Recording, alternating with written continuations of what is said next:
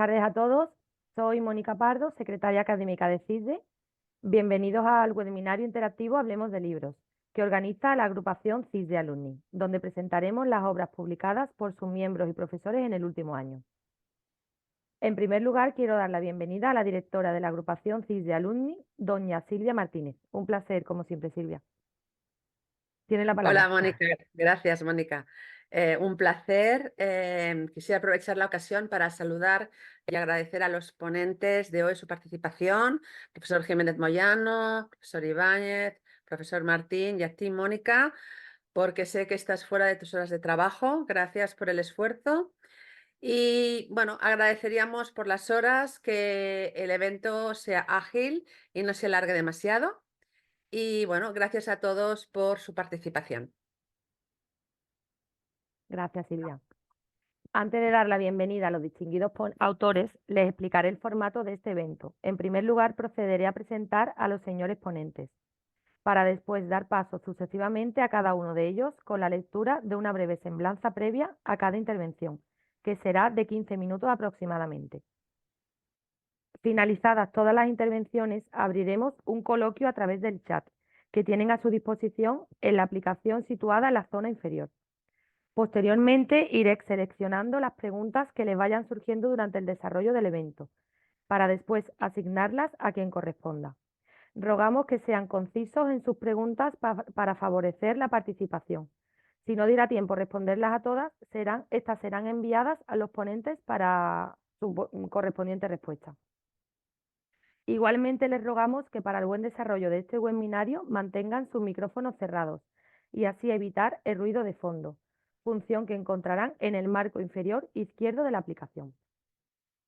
Ponentes y distinguidos asistentes, bienvenidos a todos. Nos acompañan en esta mesa virtual el Teniente Coronel de Infantería, don Francisco Jiménez Moyano, autor del libro Infantería, Evolución, Presente y Futuro de las Pequeñas Unidades. Bienvenido, profesor. El doctor don Fernando Ibáñez Gómez, autor del libro Seguridad Marítima, una incertidumbre permanente. Bienvenido, doctor Ibáñez. Hola, buenas tardes. Gracias. Y por último, el teniente coronel don Lucas Martín Serrano, autor del libro Terror Global. Bienvenido, señor Martín. ¿Qué tal? Buenas tardes. A continuación, procedo a presentarles al autor del libro Infantería, Evolución, Presente y Futuro de las Pequeñas Unidades, don Francisco Jiménez Moyano. Es teniente coronel de Infantería. Pertenece a la escala superior de la 36 promoción de la Academia General Militar de Zaragoza. Es diplomado en Relaciones Internacionales por la Sociedad de Estudios Internacionales y tiene un máster de Seguridad y Protección por la Universidad Antonio de Nebrija, Bell Ibérica. Es uno de los pioneros de la inteligencia moderna en España, con más de 25 años de servicio activo. Es el responsable de numerosos documentos de doctrina y procedimientos internos en los servicios de inteligencia españoles, además de una dilatada trayectoria como especialista en inteligencia y contrainteligencia. Tiene experiencia en planificación y dirección de operaciones primero y como profesor y escritor después, siendo también autor del Manual de Inteligencia en Contrainteligencia y de Técnicas de Interrogatorio. Desde 2012 ejerce en CISDE como director del máster en operaciones de inteligencia y contrainteligencia, entre muchos otros técnicos avanzados. Tiene usted la palabra, profesor. Muchas gracias, Mónica. Bueno, pues el libro, que aquí lo tengo, tiene un origen curioso, ¿no? Porque me dijeron, oye, déjate de inteligencia y a ver si escribes del arma. Y me lo dijeron concretamente dos suboficiales mayores, después otros compañeros que tuve. Estos dos suboficiales, hoy en día suboficiales mayores, los tuve como suboficiales míos, como jefes de pelotón. Y hace, pues, no sé, 20 o 30 años, pues nos cambiaron la orgánica, nos cambiaron el pelotón de infantería, que es un grupo de, pues eso, 8, 10, 12 personas, Y entonces pues me animé y escribí para mi compañía una suerte de reglamento. Entonces me dijeron, oye, no hay nada desde entonces. Ese pequeño trabajo me lo publicó el Memorial de Infantería, o sea, la Academia de Infantería, y entonces me dijeron, oye, no hay nada, y me animaron a esto. Yo en ese momento hice un montón de fichas sobre pelotones de otros países, que estos oficiales mayores lo conocían, porque bueno, estuvimos trabajando juntos. Oye, tendrías que hacer algo y tal. Y este es el resultado, ¿no? Este libro. Libro, pues parto de analizando tácticas de pequeñas unidades de infantería, pero me remonto al epipaleolítico. No sé si se ve. Sí, ¿no? En el cual descubrí ya en aquel entonces de un valenciano de la zona de Castellón, hace 8.000 años, pues ya había descubierto el orden pentómico y la flexibilidad del mismo desde el punto de vista táctico. Sigo avanzando en la historia, analizando diferentes sucesos y por dar grandes saltos, pues analizo los pelotón que realmente se llama contubernio dentro de la Legión Romana. En fin, avanzo fundamentalmente tomando la infantería española como referencia. El asunto de los tercios, después el siglo XVI, el siglo XVII, y me meto en el siglo XIX, con una serie de esquemas que no están muy elaborados porque los he hecho yo y a pulso, en el cual pues voy viendo las tácticas de las pequeñas unidades de infantería. Me meto mucho y ya de forma más abierta, viendo otras infanterías en la Segunda Guerra Mundial, en la Primera, con las tropas de asalto, y en la Segunda Guerra Mundial. Allí tenemos otro esquema del grupo de asalto alemán de la Segunda Guerra Mundial. Y analizo las diferentes unidades de la Segunda Guerra Mundial y también en la posguerra, en la Guerra Fría. Y por último, pues analizo los asuntos de Ucrania, ¿no? Pues incluso haciendo con fotos aéreas y tal, pues los despliegues que tenemos, los analizo y tal, y doy, por último, una serie de visiones de futuro, ¿no? Entonces pienso que el libro está hecho ya hace tiempo, ¿eh? Está hecho, eh, lo terminé mucho antes de la guerra. El último capítulo sobre la guerra de Ucrania, pues porque me lo dijo la dirección, oye, pues debías de escribir algo sobre la guerra de Ucrania.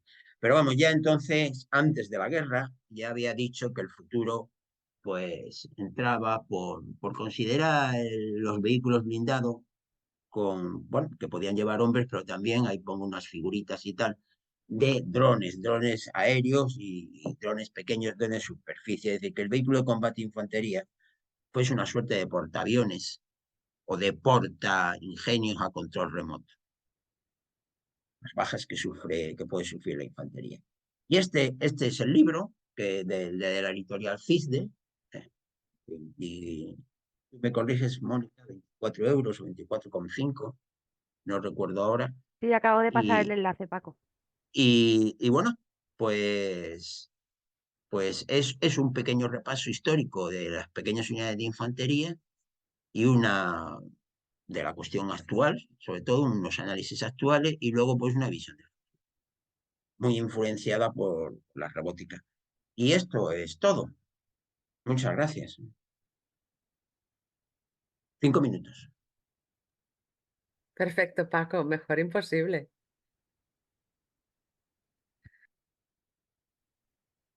¿Las Muchas, preguntas ahora o para el final, Mónica? para el final, Venga, para el pues final. por mí el siguiente, ¿no? Muchas gracias, Paco.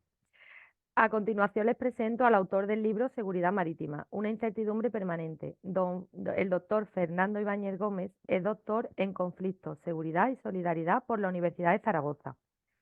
Es profesor del grado de Criminología de la UDIMA, profesor del Máster Universitario en Seguridad, Defensa y Geoestrategia de la Universidad de Distancia de Madrid, UDIMA y CISDE, y del Máster en Operaciones de Inteligencia contra Inteligencia de CISDE. Desde el año 2022 es director del Máster Internacional en Protección y Seguridad Marítima de CISDE y ha sido consultor del programa de la Unión Europea Rutas Marítimas Críticas y de Empresas de Seguridad Privadas Españolas. Tiene usted la palabra, profesor. Hola, buenas tardes. Lo primero que me van a permitir es que ponga la alarma 15 minutos, porque así seguro que no me paso del tiempo. Bueno, gracias a Mónica, gracias a Alumni por la invitación y por estar aquí esta tarde. Bueno, la verdad es que el año pasado ha sido muy prolífico, esto no es habitual, y hemos tenido, he tenido la oportunidad de poder escribir, por un lado, dirigir, voy a ponerlo en pantalla, en primer lugar, un libro de elaboración propia, que es Seguridad Marítima en el Golfo de Guinea, que ha tenido a bien publicarme la editorial Tirant lo Blanc en su colección de inteligencia y seguridad. Y bueno, pues aquí lo que intento, voy a poner otra pantalla también con el índice y así podemos ver un poco el contenido. Bueno, pues lo que intento es hacer precisamente un análisis por un lado, presento lo que es la región de África Occidental o del Golfo de Guinea, bueno, más o menos desde Mauritania hasta Angola, digamos, toda la zona de África Occidental, el aspecto marítimo, su importancia, no solo a nivel general, sino también para España. Y luego entro a analizar un par de fenómenos relacionados con la inseguridad marítima, que es la piratería y la pesca ilegal. Y también, bueno, pues explicando las características específicas que en esta región tienen ambos fenómenos. También las medidas de protección que se han tomado a nivel local por algunos países, incluso a nivel regional. Hay varias organizaciones también relacionadas con este ámbito, e incluso desde el punto de vista de la cooperación internacional, también haciendo un especial hincapié a la presencia de la Unión Europea en la región. Y por último, también la protección que vienen desarrollando lo que ya serían actores no estatales. Es decir, cuando hablamos, por ejemplo, de Sea Shepherd, que es una organización, bueno, era una organización, yo les llamaba ecoterroristas, ¿no? Porque, bueno, era un poco de estas, digamos que tipo Greenpeace, pero bastante más radicales, hasta el punto de que, bueno, pues cuando empezó incluso llegaron a hundir pesqueros, balleneros. Era una organización muy proactiva, muy de acción directa, y en la práctica con los años se han acabado convirtiendo en una especie de guardia costera para algunos de los países de África Occidental y con un papel, yo creo que interesante, que también siempre controvertido, ¿no? También hago un análisis del papel de las empresas de seguridad privada en la región, e incluso bueno, pues hago al final unas recomendaciones, unas conclusiones un poco de este papel, incluido un análisis DAFO, debilidades, amenazas, fortalezas, oportunidades, tanto en el ámbito de la piratería como la pesca ilegal en el Golfo de Guinea. Este es, por un lado, el libro que he tenido ocasión de escribir a título personal. Y luego es verdad, que como comentaba Mónica, bueno, pues he tenido la suerte de que precisamente un alumno del Máster en Seguridad, Defensa y Geoestrategia que organiza la UDIMA junto con CISDE me propusiera el pasado mes de septiembre, el doctor porque acaba de tener el doctorado, el doctor Pedro Rebollo ha conseguido el doctorado en Derecho y me pidió, que precisamente él tiene relación con la editorial JM Bosch, que está especializada en Derecho, y me comentó en septiembre que quería iniciar una colección de seguridad y defensa y que el primer número de esta colección quería dedicarlo a la seguridad marítima y que por eso se ponía en contacto conmigo, ¿no? La verdad es que ha sido un trabajo muy interesante, nunca me había tocado coordinar y dirigir un libro, y el hecho es que esta misma semana va a salir publicado por vos. Bueno, he tenido mucha suerte además porque todos aquellos autores a los que les pedí que participaran en la obra me dijeron que sí, salvo uno, que es el capitán de fragata Federico Aznar, Fico para los amigos, que además, bueno, pues tuve la suerte de tenerlo de tribunal en mi tesis doctoral, y que como justo ahora está haciendo una trilogía sobre la guerra, que es el gran tema en el que él se ha especializado, pues no ha podido participar. Acaba de presentar el primer libro, ya está haciendo el segundo, en fin, está realmente ocupado. Pero he tenido la suerte de contar con algunas de las personas que bueno, yo que llevo pues una quincena de años o alguno más dedicado a estos temas de la seguridad marítima, pues he tenido la suerte de aprender mucho de ellos y alguno de ellos he podido pescar para esta obra colectiva, ¿no? Es el caso, por ejemplo, del almirante ya retirado Fernando del Pozo, que nos habla de la seguridad marítima en el seno de la Unión Europea. Antonio Notario, que es el responsable, bueno, como secretario del Consejo Nacional de Seguridad, el Consejo de Seguridad Nacional Marítima, acaba de publicar España, como saben, en marzo la nueva estrategia de seguridad marítima y él ha sido uno de los grandes responsables y por eso también nos habla precisamente de cómo se ha elaborado esta estrategia. También desde el ámbito militar, porque tanto Fernando del Pozo como Antonio Notario son militares, también Samuel Morales hace como militar un análisis del área de Canarias, donde él ha tenido incluso responsabilidad. Y luego he querido también contar con, digamos, personas que no son del ámbito académico ni son del ámbito militar, pero que, bueno, creo que tienen, se dedican a estos temas de seguridad y defensa desde hace unos años. Es el caso de Cristian Villanueva, el director de la revista Ejércitos, que nos habla de la industria naval militar. El caso de Águeda Parra, el otro día la vi presentando el Panorama Estratégico de los Conflictos, es una de las expertas españolas en el ámbito del Indo-Pacífico, de China. También hay Nicolás de Montis, que nos plantea también algo sobre nuevas tecnologías aplicadas a la vigilancia marítima.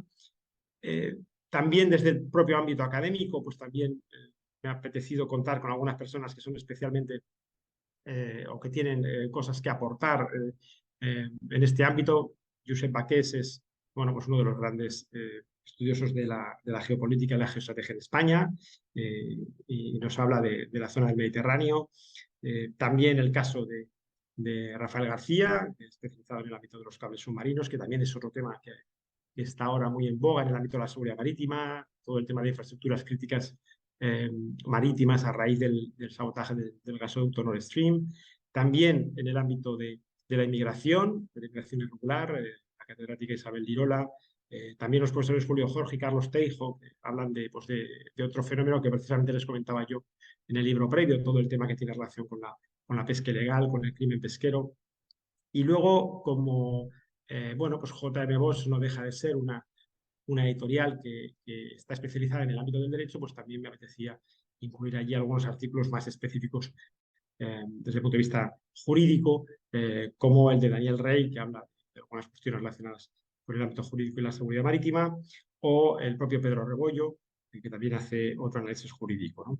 Incluso un aspecto relacionado con los seguros que hace el profesor Eliseo Sierra.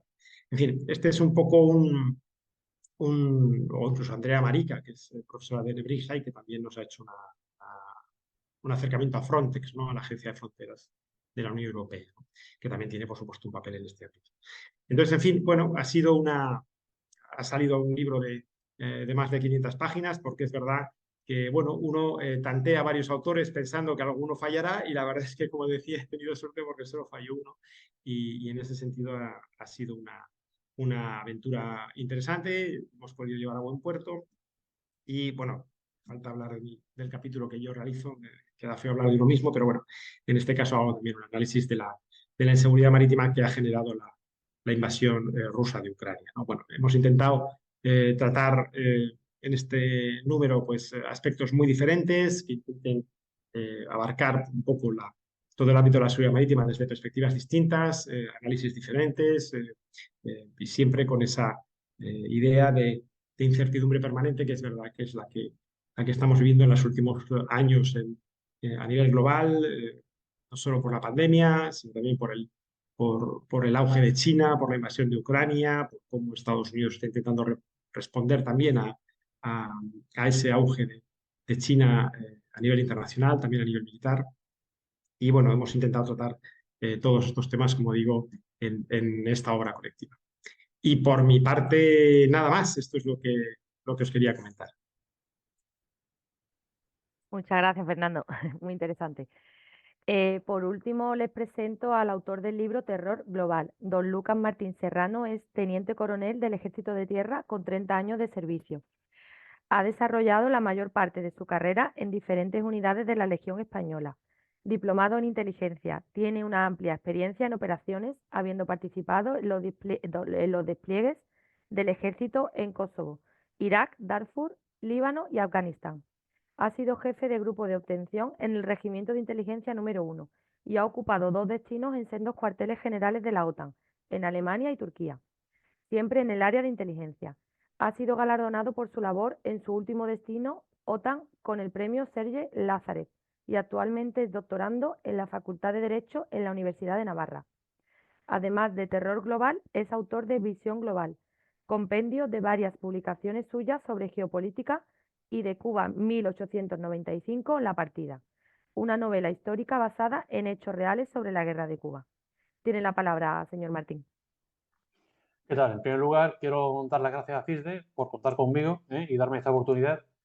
Y bueno, con respecto al libro, por conocer un poco el origen de cómo me he decidido escribirlo, en su día decidí escribir el libro que has comentado, Visión Global, en base a una serie de artículos que he ido publicando desde 2015, artículos y trabajos en diferentes medios, y me di cuenta que gran parte de ellos, o una gran parte, versaban sobre el fenómeno terrorista. Y la obra en sí era ya demasiado voluminosa. Entonces decidí apartar todo lo que tuviera que ver con el terrorismo y dedicar un libro exclusivamente al fenómeno.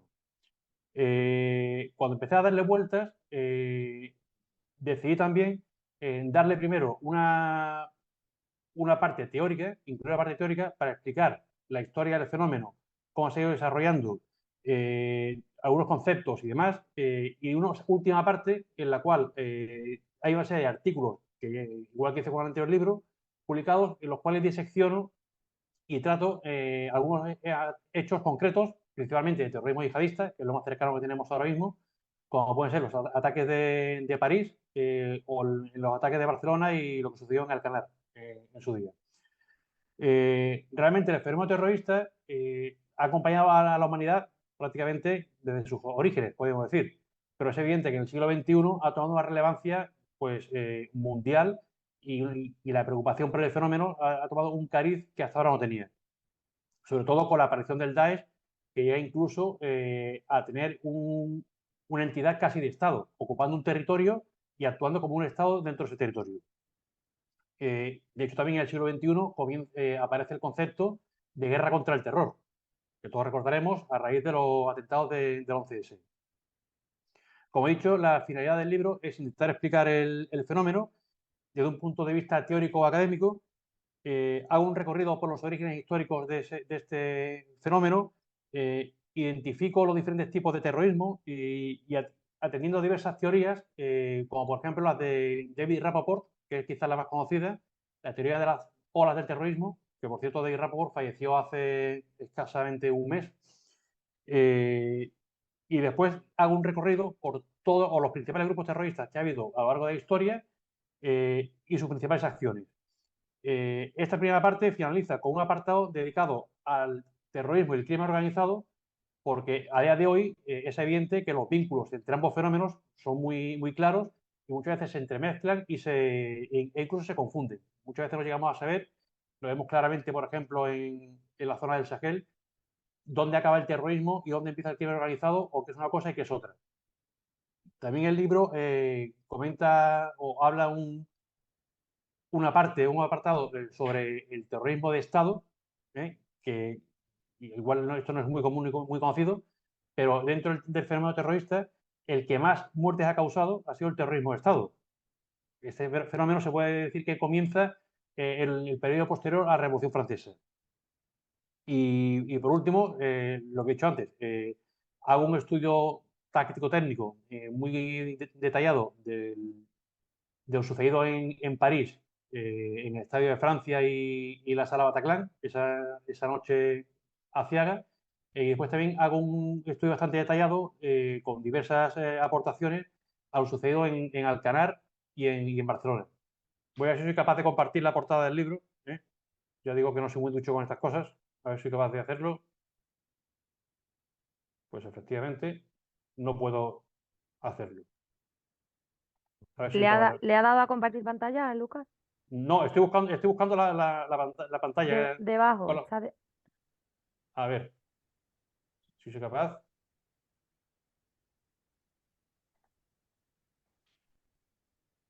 Esto no. Si abres primero la imagen, Ya está, Lucas. ya lo tengo. Vale, Ahí está, ¿vale? Esta es la portada del perfecto.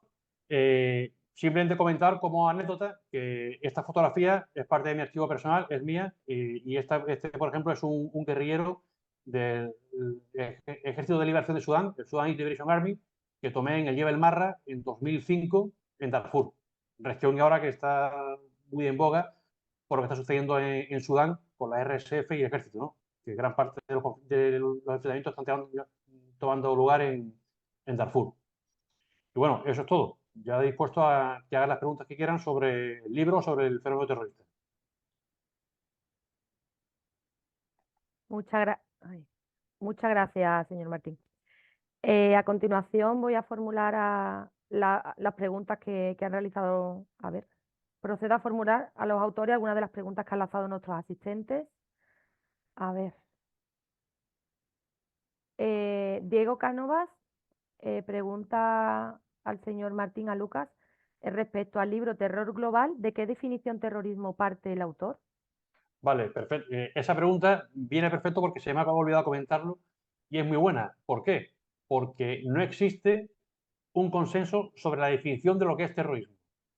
A nivel internacional, nadie se pone de acuerdo en definir qué es terrorismo. Por lo tanto, partir de una definición concreta sería ya de entrada erróneo, porque no hay un... De hecho, tenemos incluso mandatarios de ciertos países, en su día Moshe Dayan en Israel, que comenzó siendo un terrorista y acabó siendo un reputado mandatario internacional. Por lo tanto, es muy complicado definir lo que es terrorismo. Todos tenemos en la mente la idea de qué es una acción terrorista, eso lo sabemos, somos todos capaces de definirlo, pero a la hora de definir el terrorismo como tal es muy complicado. Y no existe, como digo, una definición consensuada y que se pueda decir esto es terrorismo, porque nadie se pone de acuerdo.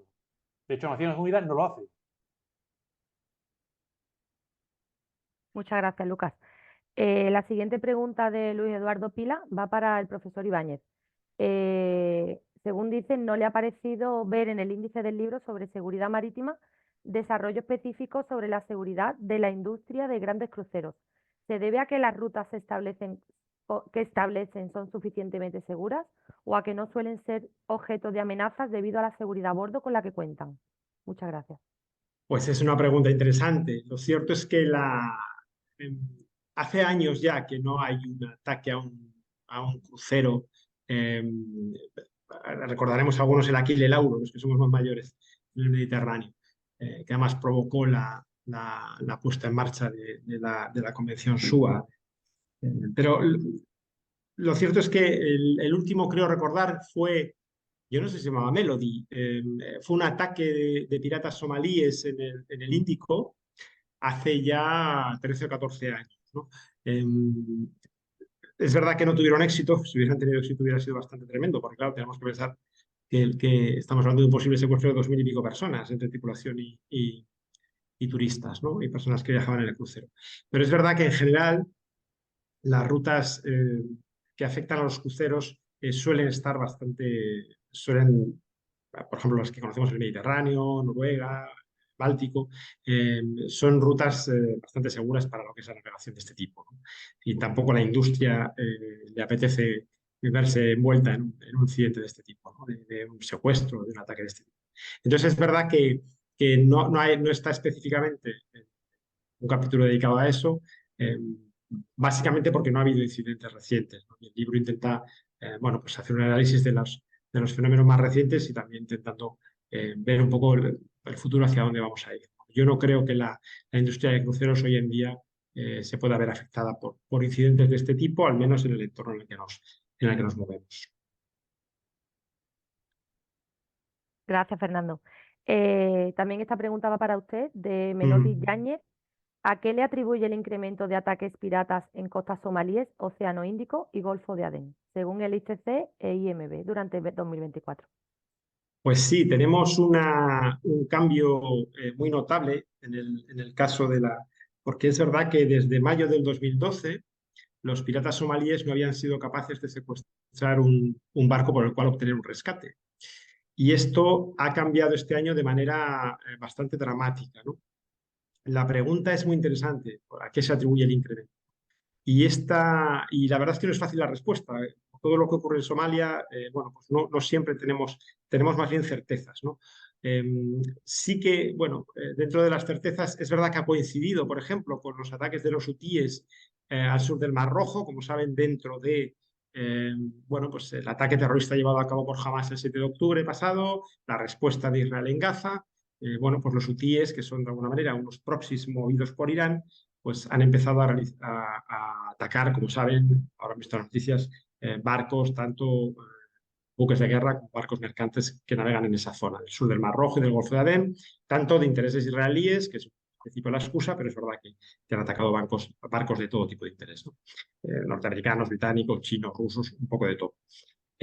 Exactamente el por qué se produce este incremento puede ser lo que nos dicen algunas fuentes, por ejemplo, responsables de la Fuerza Policial Marítima de Punlandia. Punlandia es una región, digamos que es la que está justo en el cuerno del Corno de África, es una región somalí semiautónoma y digamos que es la zona de la que partían principalmente los ataques piratas que tuvimos un enorme boom entre el año 2005 y 2012, ¿no? Bueno, pues un responsable de la Policía Marítima de Punlandia, que es una especie de pequeña guardia costera que ha sido puesta en marcha en esa región y que, bueno, tiene capacidades, por lo menos un cierto control de las aguas más próximas a la costa, hablaba, por ejemplo, de que había hutíes, yemeníes en tierra, en Punlandia, formando a somalíes para lanzar estos ataques, ¿no? Bueno, esta es una de las hipótesis que pueden estar sobre la mesa, ¿no?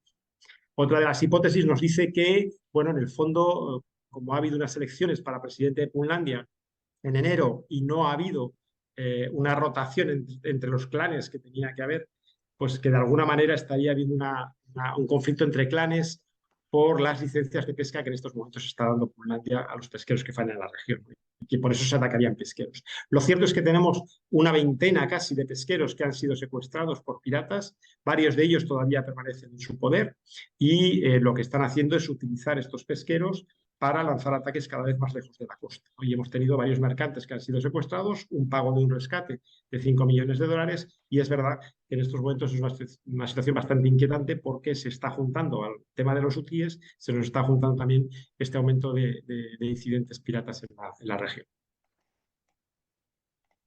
Muchas gracias, Fernando. También es para usted esta pregunta de Silvia Martínez. Si puede explicar un poco por encima la situación marítima a raíz de la guerra en Ucrania.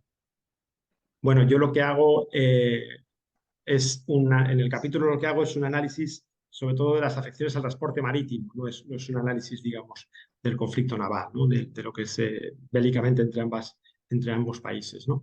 Y respecto al transporte marítimo, pues bueno, es verdad que por un lado intento explicar la Convención de Montreux, que es la que otorga a Turquía, digamos, el control de los estrechos del Bósforo y Dardanelos, para explicar, por ejemplo, algunos de los problemas que se están generando en el Mar Negro. Explico también el acuerdo del grano, es el único acuerdo que ha habido entre Rusia y Ucrania desde que se comienza la invasión, es precisamente este acuerdo patrocinado en buena medida por Turquía. Turquía saben que siempre se ha llevado bien, tanto digamos con Occidente como con Rusia, y ha hecho aquí un papel de mediador que le ha permitido que Ucrania y Rusia lleguen a un acuerdo para crear una especie de corredor marítimo por el cual mercantes, tanto de Ucrania como de Rusia, pueden estar exportando. El problema de Ucrania es que es es el granero prácticamente de medio mundo, ¿no? Y a España, por ejemplo, viene buena parte de este grano. Y también, sobre todo, para algunos países especialmente con problemas. Es el caso, por ejemplo, de Somalia y de Yemen, porque el Programa Mundial de Alimentos de Naciones Unidas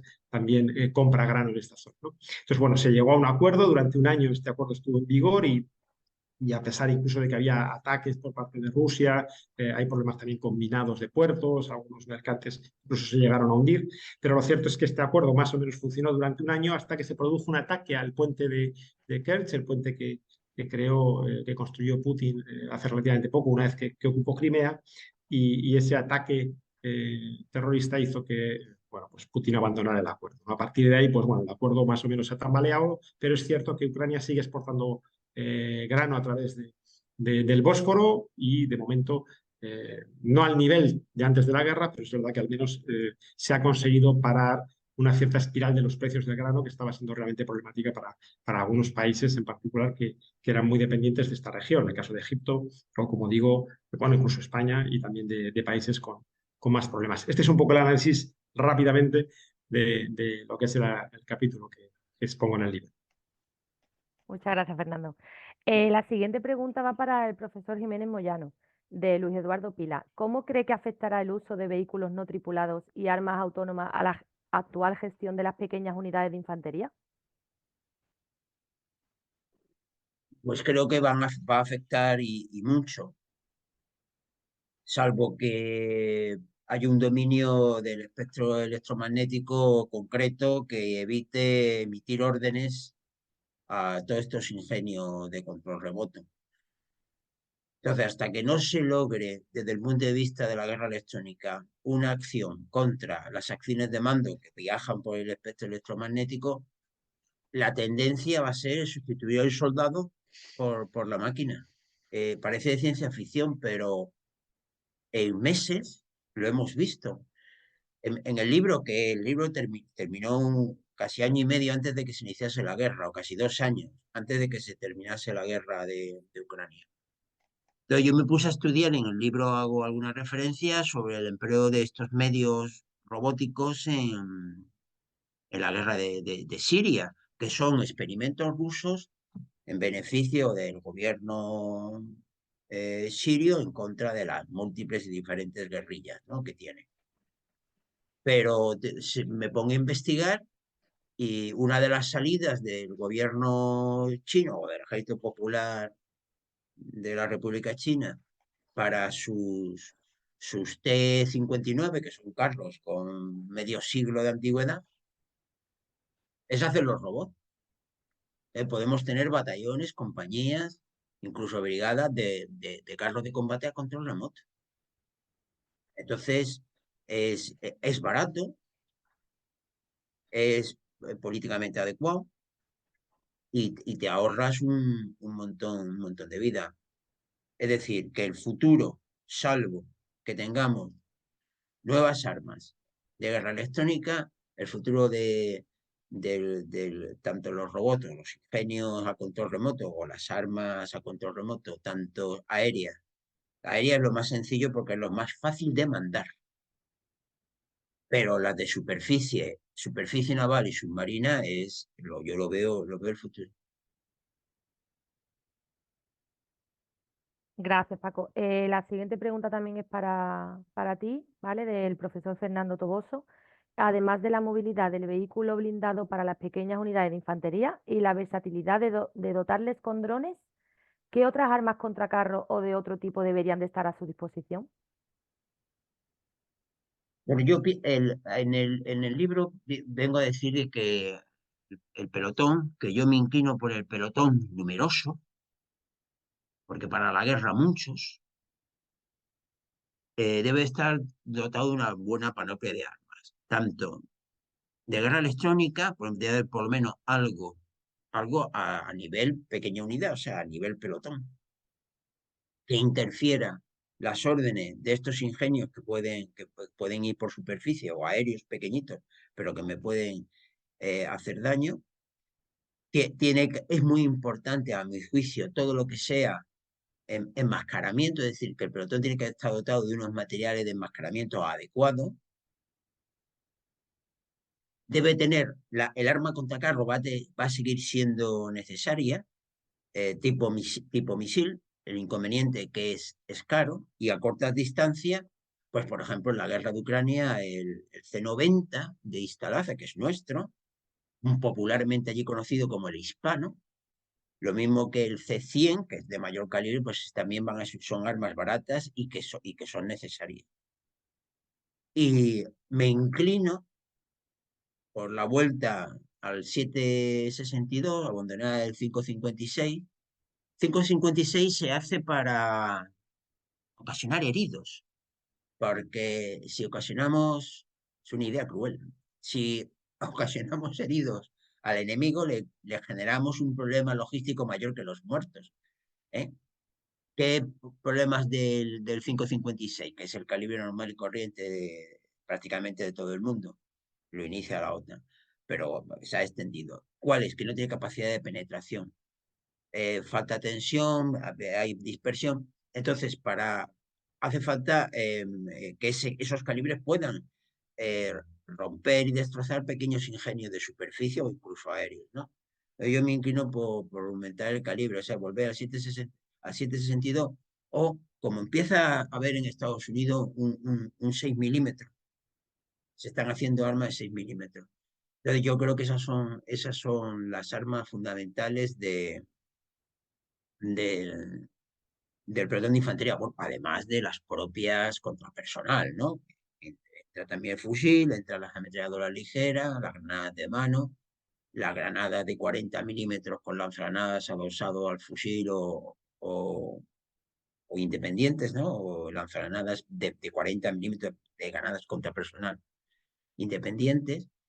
Y luego dotar el fusil de pequeños inventos, pero que dan muchísima fuerza al pelotón, como puede ser diseñadores láser, una óptica adecuada, no es lo mismo tener una buena óptica con muchos aumentos que tener una mala óptica de sin aumentos o ninguna óptica, y no estoy hablando de fusiles de precisión y francotiradores, sino una óptica adecuada. Es decir, que el fusil de precisión o el tirador selecto, o tirador de las películas, debe ser una cosa más bien enfocada a objetivos importantes y con calibres importantes, como puede ser un 12-70. ¿eh? Es decir, que no debe hacer falta un tirador selecto, porque todos los tiradores tienen que ser selectos. Y para eso tienen que tener un arma adecuada y un sistema de puntería adecuado con una óptica adecuada. Con los ejércitos profesionales eso debía ser, no es que solo posible, no es que es posible, es que es una obligación.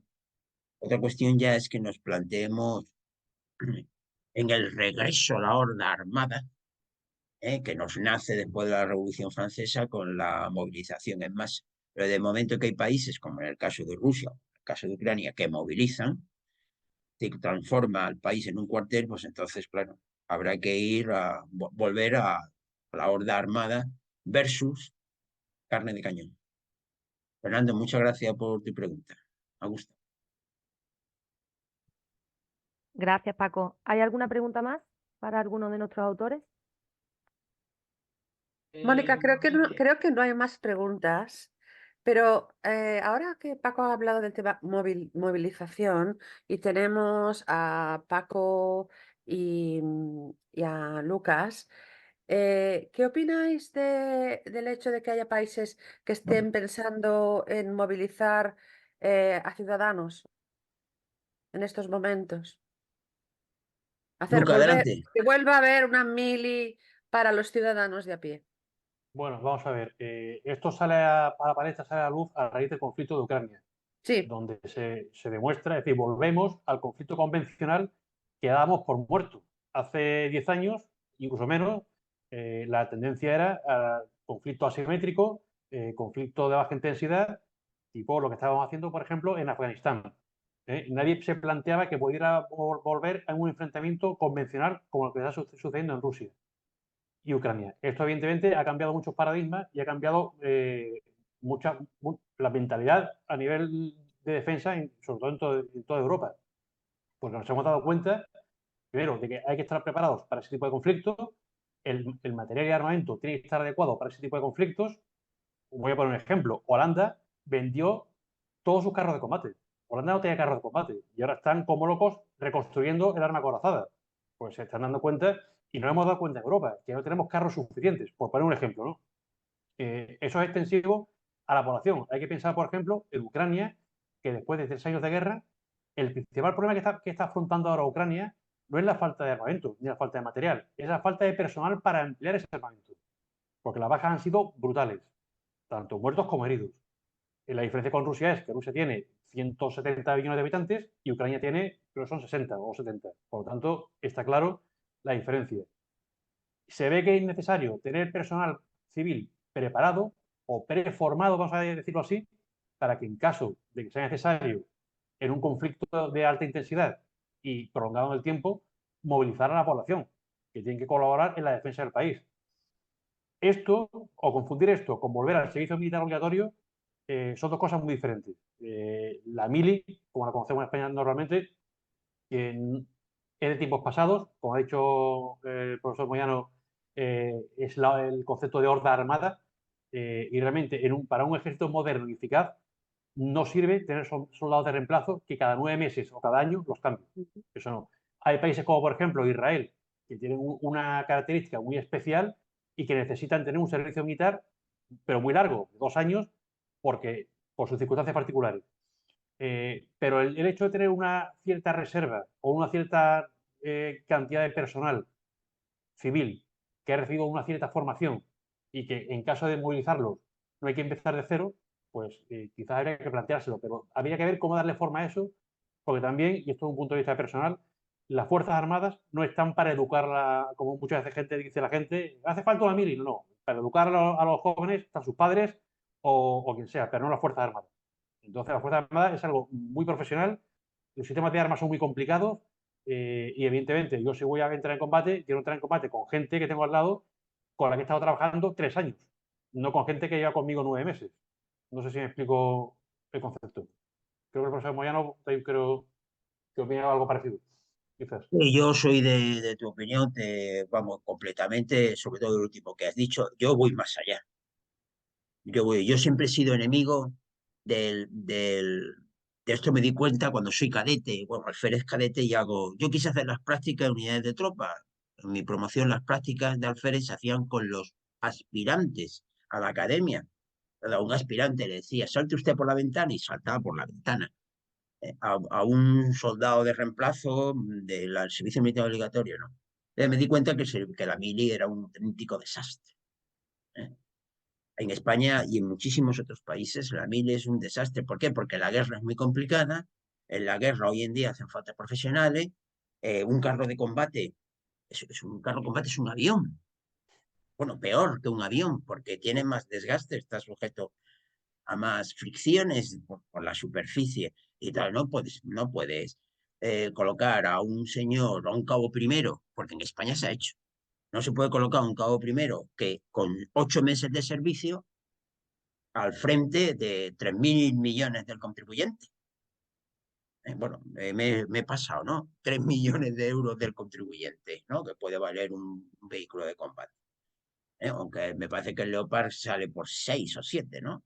Entonces, eso no puede ser. Eso es un disparate. Es más, yo voy más. El servicio militar obligatorio es inmoral, a mi juicio, porque es proporcionar carne de cañón. Entonces, como hemos llegado donde hemos llegado, nuestra realidad histórica de una Europa, en el seno de una OTAN, unas alianzas poderosas que parece que funcionan, ¿eh?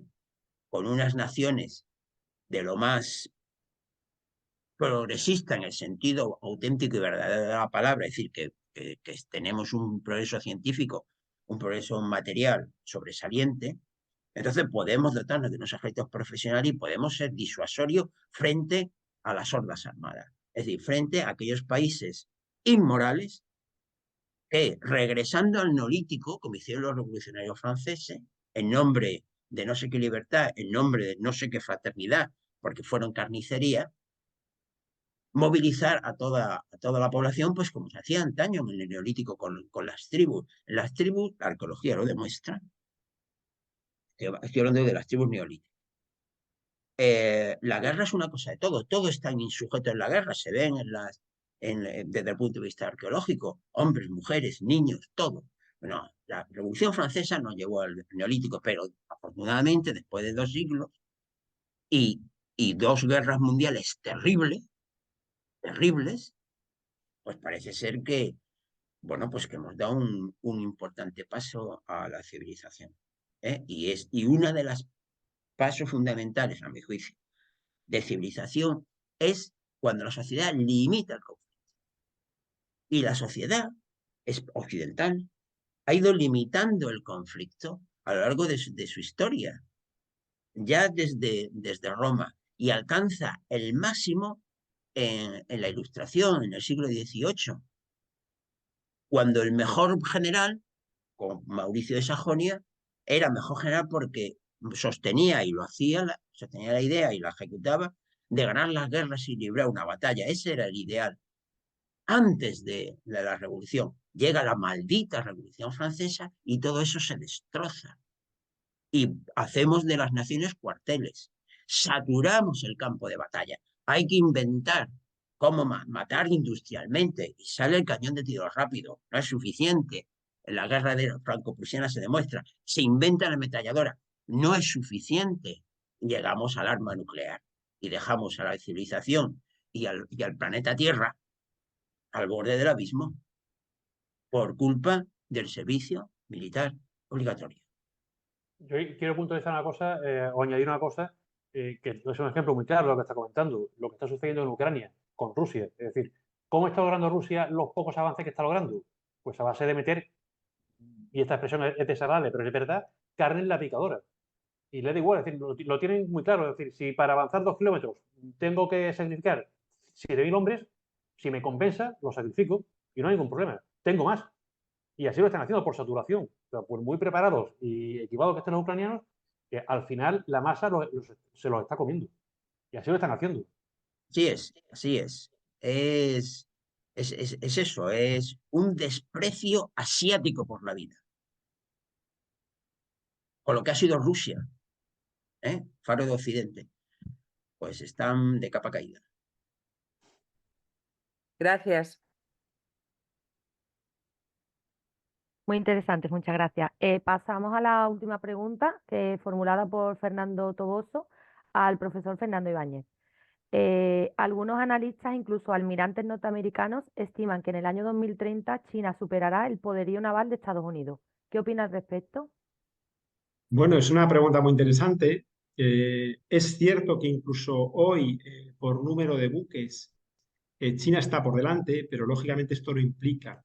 Otra cosa es la capacidad de proyección, la potencia. Y en eso, evidentemente, siguen por detrás, ¿no? Quizás el año 2030, luego hay que tener un poco, yo soy un poco reservado cuando digo determinadas opiniones, incluso de altos mandos militares, porque muchas veces estas opiniones sirven de excusa para aumentar los propios presupuestos. Esto lo hemos visto en todas partes, ¿no? Entonces, uno siempre dice, esto en la Guerra Fría se veía muy claramente, siempre se decía que Estados Unidos estaba por detrás de la Unión Soviética en ciertos ámbitos para incrementar el propio presupuesto militar, ¿no? Esto lo digo porque siempre hay una especie de excusas geoestratégicas o geopolíticas que vienen muy bien a todo. El caso de China es un ejemplo paradigmático. China utiliza, por ejemplo, la piratería somalí para salir con su flota por primera vez en 500 años de la costa china. Nunca habían estado fuera de las aguas territoriales, ¿no? Pero es una excusa geoestratégica. Crean una base naval en Djibouti, permite tener buques de guerra en el Índico, etcétera, ¿no? Entonces, bueno, pues, con esto hay que tener siempre una cierta precaución, ¿no?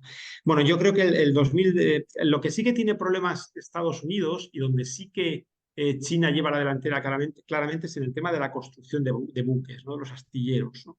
Y eso sí que es un aspecto, tanto para la construcción de buques de guerra como buques mercantes, es un aspecto crítico, porque Estados Unidos en estos momentos no tiene capacidad para sustituir incluso a los buques mercantes que da de baja, es decir, está perdiendo flota bajo su bandera, lo cual es preocupante porque muchas veces en los conflictos, ya lo vimos en Malvinas, el tema de disponer de buques mercantes es importante en materia logística.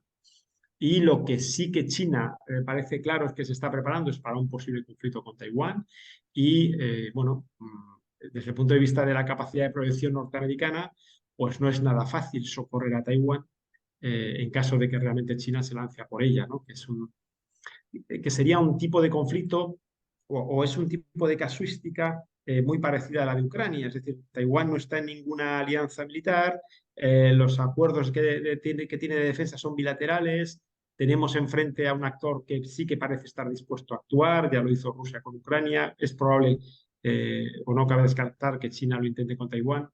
Y entonces estamos ahí en ese lapsus, ¿no? En ese interín de tiempo. China, sobre todo, quiere estar por delante en el año 2045 y esa sí que es una proyección que a lo mejor es más previsible, porque es cuando se cumple el centenario de la revolución comunista en China y ahí sí que se está preparando. Y quizás para entonces, bueno, pues ya veremos, yo creo que las cosas estarán bastante más equilibradas todavía, ¿no? Quizás esa es la fecha crítica. Yo el 2030 lo veo demasiado temprano todavía. Gracias, Fernando.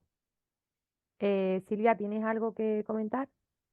No, nada más, solo agradecer a los ponentes y proponerles, por supuesto, a cada uno de ellos una sesión con este tema para alumni, porque los tres temas me han parecido muy interesantes, son muy interesantes, y he propuesto, por ejemplo, he propuesto algo sobre Ucrania, he propuesto que el profesor, he dicho, la asociación alumni querría una conferencia al respecto, Fernando, Muy y uno de bien. tus fans ha dicho que estaba de acuerdo Que se conmigo. une a la petición, Sí, cuando queráis. Menotti Yáñez, quien ha escrito: quien domina el mar, domina todas las cosas. Temístocles, sentencia más vigente que nunca. ¿Estás de acuerdo? Bueno, si alguien que se especializa en seguridad marítima dijera que no, pues tendríamos un problema. Eh, bueno, es cierto que el ámbito marítimo siempre ha sido muy crítico y sobre todo el problema que tenemos hoy en día es que prácticamente el 90% del comercio se mueve por mar y cada vez que tenemos algún problema se ve enseguida. El caso aquel del portacontenedores Ibergiven que se quedó colapsado en el canal de Suez, lo que está ocurriendo ahora con los hutíes, que obliga a desviar el tráfico marítimo con aumento de costes, eh, digamos que las rutas marítimas son un poco las venas que alimentan la economía a nivel global, no solo de Occidente, porque a veces se habla de Occidente como si fuéramos solo los únicos interesados, ¿no? China no tiene ningún interés en que haya un problema en Hormuz, porque buena parte del crudo que la alimenta sale de ahí, ¿no? Por tanto, siempre va a generar eh, su propia su propia influencia diplomática, por ejemplo, para que no haya... podrá haber problemas en el Mar Rojo, pero desde luego Hormuz va a hacer todo lo posible para que no las haya. Entonces, sí que es cierto que las principales economías, tanto asiáticas como desde luego en general lo que es la economía global, tanto occidental como China, Australia, etcétera, dependen muchísimo, ¿no?, de estas rutas marítimas. Y ese es cierto que cuando hay cualquier problema de colapso en cualquiera de estas rutas, enseguida nuestra propia industria enseguida se ve afectada, ¿no? Y lo vemos con problemas en pedidos, en microchips, en cosas, ¿no?, que vienen por mar todos los días. Mónica, hay una última pregunta para el profesor Jiménez Moyano, de Jacinto, nuestro compañero desde México.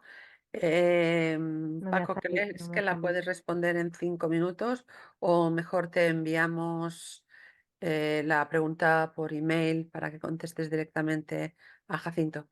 Como ¿Qué te queráis. parece? Pero, si no es una cosa, la A contesto en ver, ¿lo menos. lees tú, por favor? Es que En no me sale, Silvia, no sé si te lo habrá enviado a La ti. leo yo, sí. Es que no en me un ¿Qué sale. minuto. qué retos plantean las poderosas bandas de narcotraficantes con armamento pesado ocupando territorio nacional frente a las limitaciones de poder de fuego y autoridades civiles poco eficientes y en un contexto de debilitamiento de las policías locales? En México, los narcos usan carros blindados y armas calibre 50 que perfora blindajes. Pues es el problema, conozco el problema de México, pero no solamente de México. Ya tenemos, yo por simplificar las cuestiones, llamo guerrillas y hacer la guerra pequeñita al resto o sea, cuando hay un grupo de crimen organizado o un grupo político, lo que sea, hacer esa guerra pequeña. No solamente pasa en México, ya pasaba antes, mucho antes en Yemen. En Yemen, la actual guerrilla UCI, pues era una guerrilla con grupos de lanzacohetes, batallones de carros de combate y artillería de 152 milímetros. Que ha pasado en muchos sitios. ¿Qué es lo importante? Pues que es una quiebra del Estado. Es una quiebra del Estado. Que en el caso de México, pues tiene unos componentes históricos muy acusados, ¿no? Que llega, pues, ya desde el origen ¿eh? de la independencia o de la separación de España. Y que o sea, la nueva España, hoy en día reducida a lo que es México, el virreinato de la Nueva España, por sí solo, en el momento de la independencia, probablemente fuera la cuarta potencia del mundo. Porque estamos hablando de que el virreinato tiene una capitanía que se llama Filipinas. con Guam, las Carolinas, etcétera, mi medio Pacífico.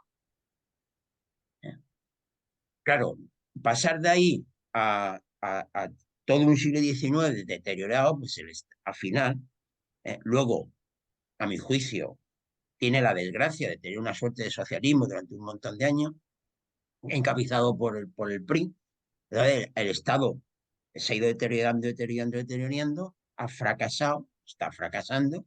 Entonces, las posibilidades de, las posibilidades que tiene ese tipo de guerrilla apoyadas en el crimen organizado, como se les quiera llamar, pues son bárbaras. Son bárbaras, pero el problema no es un problema táctico ni militar, es un problema político. Es decir, hace falta un cambio profundo en estos estados que van dejándose. Lo que pasa es que, claro, la tragedia de México es que lleva siglo y medio dejándose, creando ecosistemas de delincuencia por falta de presencia del Estado y de todo lo que aquello que el Estado implica en cuestión de organización, cuestiones judiciales, el respeto a la ley, etcétera, etcétera. Claro, se han ido creando ahí un montón, incluso idealizando o dándole unos valores falsos a todos esos sistemas que roían el Estado. Al final, pues al final terminaremos cargándonos el Estado. Y la experiencia empírica de la historia de la humanidad nos dice que, pues eso, que si eliminamos el Estado, como quieren ahora los libertarios o los anarcocapitalistas, etcétera, que están de moda, pues todo queda muy bonita, pero vamos a ver dónde no hay Estado. Por ejemplo, en esas zonas liberadas del narcotráfico. Por ejemplo, lo que pasaba en Salvador, en la República de San Salvador. Vámonos a donde no hay Estado, vámonos al territorio de una mafia. ¿Qué es? Un Estado tiránico pequeñito. No sé si le contesto a nuestro amigo. Gracias, Paco. Bueno, pues Sí, vamos a muchas ir. Gracias, Jacinto. Vamos a ir concluyendo. En principio yo agradezco a todos los asistentes, sobre todo a los 3 ponentes, por la predisposición en colaborar con CISDE y bueno, y en principio le emplazamos para el próximo webinario. Muchas gracias a todos. Gracias, Mónica. Muchas gracias a vosotros. Buenas noches.